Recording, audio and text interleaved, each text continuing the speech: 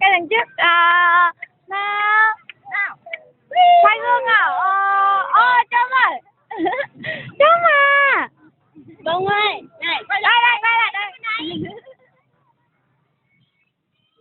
ảnh chán nhở ảnh chán lắm ảnh này đó lại quay lại Bông ơi Bông Tươi em nhìn cứ nhăn như khỉ kìa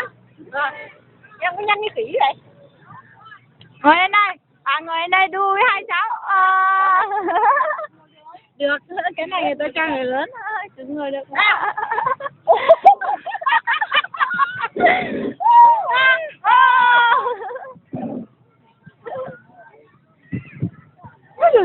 bác chỉ thích ngồi cái đu kia thôi bám vào đi bám chắc vào